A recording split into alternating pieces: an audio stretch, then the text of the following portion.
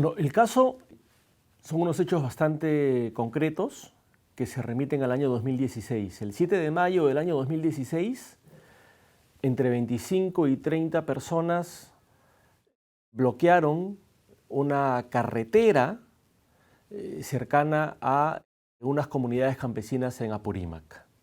Este bloqueo se realizó en el contexto de manifestaciones, protestas y un paro promovido por precisamente las comunidades campesinas contra la mina Las Bambas. El objetivo de este paro era exigir la inmediata paralización de las actividades realizadas en la mina Las Bambas. A consecuencia de este bloqueo de las carreteras, aproximadamente entre 10 y 15 camiones que transportaban cobre desde la mina Las Bambas no pudieron hacerlo.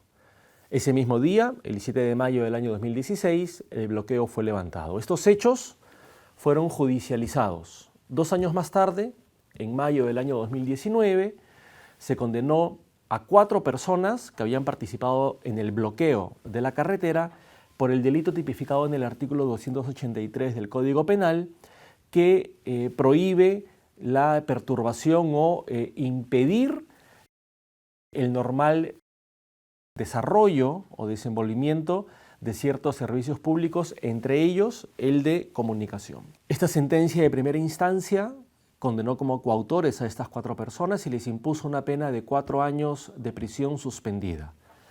Esta sentencia fue apelada.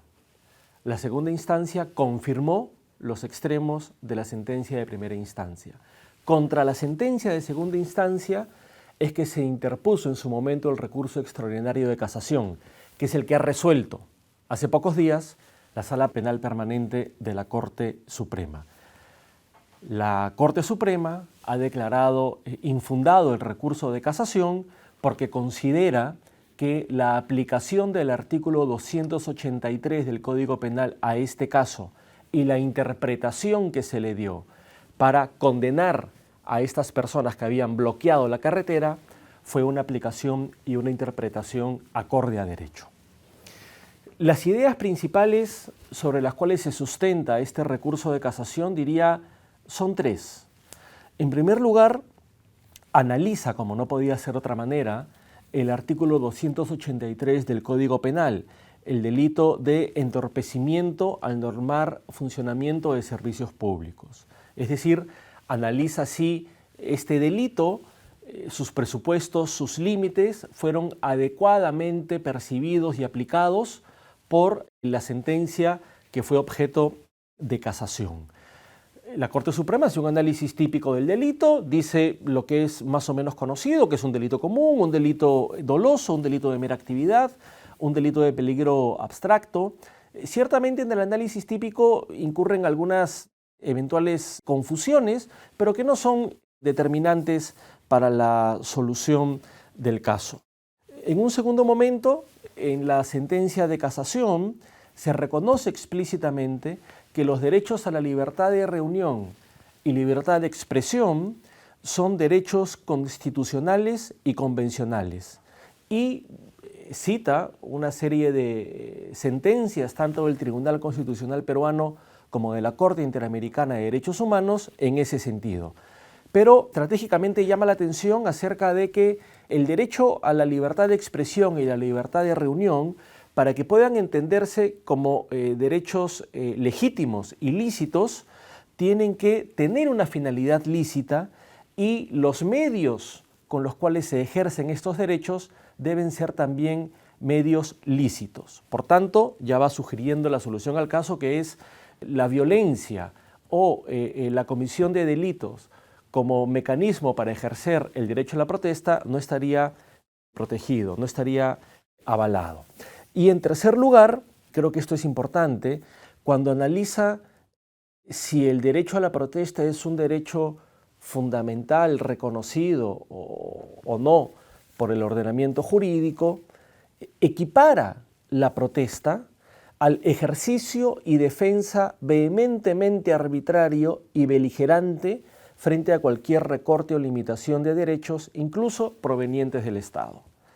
A partir de esta equiparación, considero que no queda claro cuáles son los límites y los casos en que se ejerce derecho a la protesta y cuándo no.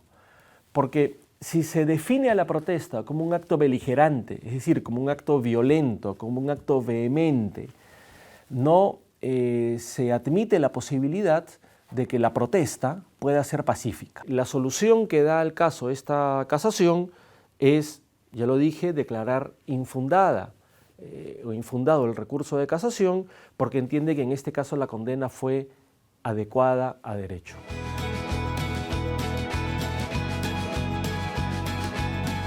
Tal cual lo reconoce la propia sentencia de casación, este derecho a la protesta no está explícitamente reconocido en la Constitución. Sin embargo, ese no es ningún impedimento para que se pueda interpretar, como ha hecho ya sistemática e históricamente el Tribunal Constitucional y la Corte Interamericana de Derechos Humanos, en el sentido de que si este derecho se deriva de la forma de organización social y política por la que ha optado el Estado peruano, entonces sería un derecho implícitamente reconocido por el ordenamiento constitucional. En mi concepto, este derecho a la protesta, en tanto no se equipare siempre a un acto beligerante, a un acto violento, sí se trata de un derecho fundamental implícito en el ordenamiento constitucional peruano. Pero insisto, aquí lo importante es diferenciar cuando la protesta forma parte de la expresión y manifestación del ejercicio constitucional a la reunión y a la libertad de expresión. Y esto es cuando no es violenta, cuando se canaliza por los cauces legales y jurídicos, cuando la protesta puede sí generar alguna molestia en otras personas que no forman parte del colectivo que protesta, pero esa molestia no significa una restricción arbitraria, ilegítima, violenta de las libertades o derechos de terceras personas. Sin embargo, y aun cuando sea importante en términos simbólicos y teóricos y también prácticos, reconocer que el derecho a la protesta es un derecho que forma parte del ordenamiento constitucional, el que no lo sea o el que la Corte Suprema no lo reconozca así, no significa que las consecuencias no se deban de admitir. Es decir, el derecho a la libertad de reunión y el derecho a la libertad de expresión se pueden ejercer de distintas maneras. La protesta, al menos en un ordenamiento democrático, tiene que ser necesariamente una de esas formas. Pero esa protesta no puede ser ni violenta, ni ilegítima o ilícita. Por tanto, el concepto de protesta, en tanto se equipare a una protesta violenta o ilícita, es evidente que eso no puede estar cubierto por ningún derecho y por ninguna constitución. Yo diría que no lo criminaliza. Tampoco lo desconoce, creería. Lo que sí hace el pronunciamiento de la Corte Suprema es no aprovechar una estupenda ocasión para zanjar o dejar claro cuáles son los presupuestos del delito de perturbación del normal funcionamiento de un servicio público, el delito tipificado en el artículo 283, que además es un delito que entra en escena precisamente con movilizaciones o protestas que en algunos casos son lícitas y en otros casos ilícitas. Ese es un delito sobre el cual los jueces tienen que tener absoluta claridad. Y creo que es una oportunidad de un espacio que no se ha aprovechado adecuadamente porque de la lectura integral de la casación se desprende que casi se equipara la protesta o el acto de protesta a un acto siempre violento y siempre ilícito. Y en esa línea es evidente que un acto de violencia que calza además con la tipicidad de un delito no puede ser cubierto por el derecho constitucional. Pero de ahí, digamos, de esta falta de claridad a sostener que esta casación criminaliza la protesta, creo que no hay base para hacerlo sobre la propia casación. Lo que hace la casación, y en términos de resultados creo que es una casación correcta, adecuada, es sostener que un bloqueo en concreto, realizado en mayo del año 2016, configura el delito del artículo 283 del Código Penal. Es decir, la casación lo que hace es analizar un caso en concreto. No está diciendo que todos los actos de protesta tienen que ser criminalizados, en absoluto. Insisto, creo que si acaso cabe alguna crítica, no es frente al resultado de la casación, sino en todo caso frente a la argumentación y frente a las ideas que utiliza para entender el concepto de protesta y cómo los derechos pueden o no ser tutelados en un ordenamiento jurídico. El derecho penal contempla límites al derecho a la protesta de la misma manera como los establece para el ejercicio de cualquier otro derecho. Es decir, los delitos que tipifica el Código Penal vigente en el Perú son límites para todas las personas en su actuación social y en su relación frente a otras personas y en su relación frente al Estado. Por tanto, una muy buena forma de entender el conjunto de delitos que regula el Código Penal es percibiéndolos como límites de la actuación lícita en el desempeño social.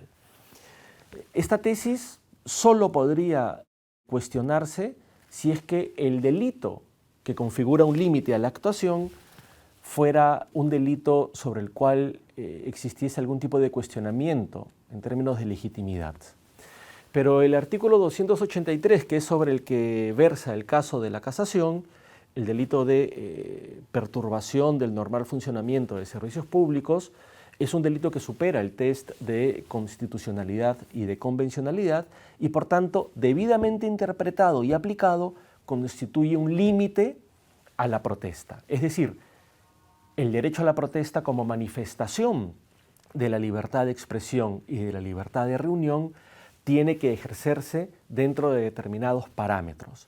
No se puede protestar de manera violenta, entorpeciendo o bloqueando una carretera, incendiando propiedad pública o privada, lesionando o poniendo en riesgo la integridad o la vida de terceras personas o conminando o amenazando a terceras personas para que se plieguen o sumen al colectivo que protesta. Y creo que el derecho penal aquí puede contribuir a aclarar el panorama jurídico. El derecho penal es un derecho penal que funciona como última ratio, es decir, los delitos y por tanto estos límites a la actividad de las personas o al desempeño social de las personas funciona como una última posibilidad. Y el derecho penal, no obstante, reconoce al menos dos situaciones en las que las personas pueden hacer uso de la fuerza, de la violencia. Y estas dos situaciones son excepcionales, es decir, en el resto de ocasiones el ordenamiento jurídico no ampara la violencia. Y esas situaciones son, la primera, el uso de la fuerza por parte de los miembros de la Policía Nacional del Perú y de las Fuerzas Armadas y la legítima defensa. Y eso es interesante porque en el supuesto negado en que bloquear carreteras, por ejemplo, fuese el ejercicio legítimo del derecho a la protesta, las personas que no pueden transitar deberían reconocer que tienen el deber de tolerancia o el deber de soportar que su derecho al libre tránsito sea en este caso vulnerado. Y esa es una situación que cualquier ordenamiento jurídico que se sustenta en la dignidad de las personas y en las libertades de las personas debe repudiar. Es decir, quienes se ven perjudicados por el bloqueo de la carretera o por acciones violentas de protestantes, si estos estuviesen ejerciendo el derecho legítimo a la protesta, las personas perjudicadas no podrían defenderse. Lo único que tendrían que hacer es soportar la agresión o la restricción de sus libertades. Por tanto, el derecho penal creo que permite entender que, dado que no estamos en supuestos de uso de la violencia que quedan legitimados, no es un caso de legítima defensa la protesta, y no es un caso de uso de la fuerza por parte de las Fuerzas Armadas, entonces los límites siguen siendo exactamente los mismos a los que rigen para cualquier otra persona. ¿Tengo derecho a protestar? Por supuesto que sí. ¿Es un derecho constitucional? Lo es. Pero ese ejercicio, ese derecho no puede plasmarse a través de delitos ni a través de actos violentos.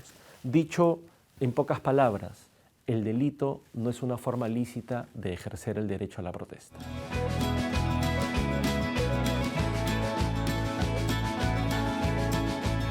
Es necesario deslindar los actos violentos de aquellos que no lo han sido.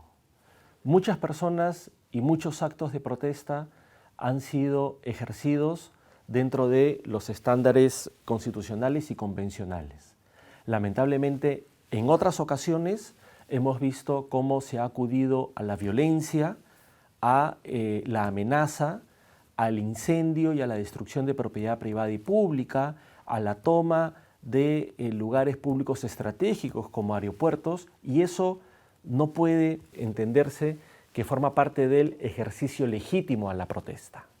Eso en muchos casos constituye delito y tiene que ser investigado y tiene que ser sancionado.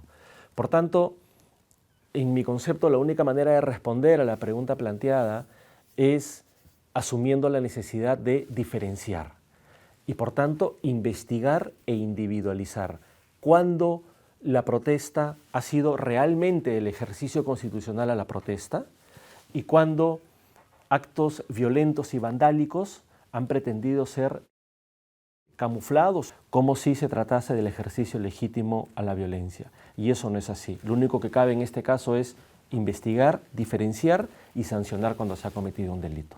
Pero, por lo mismo, tampoco se puede decir que las movilizaciones sociales y los actos de protestas, todos han sido ilegítimos o delictivos. Cuando al derecho penal se le piden respuestas sobre conflictos sociales, es altamente probable que el derecho penal no esté en capacidad de ofrecer alguna solvente. El derecho penal, con sus penas y sus delitos, no está en la capacidad de resolver los problemas sociales que subyacen a las manifestaciones, a las protestas. Y eso, en un país como el Perú, en donde existen evidentes e inmorales injusticias sociales, es aún más certero. Lo único que el derecho penal está en capacidad de hacer es de contener ciertas manifestaciones violentas, de racionalizar el castigo. Pero es evidente que los conflictos sociales no se van a resolver mediante la criminalización, aun cuando se hayan cometido delitos y sea necesario identificar y sancionar a los responsables, porque esos conflictos y esas protestas vienen originadas por otros factores. Por tanto, lo que hay que hacer aquí es lo que normalmente y desde siempre se ha pregonado desde el derecho penal. El derecho penal es última ratio, las penas y los crímenes no van a resolver el problema social de fondo y hay que atender, por tanto, a las verdaderas razones de ese conflicto social e intentar de alguna manera resolverlo.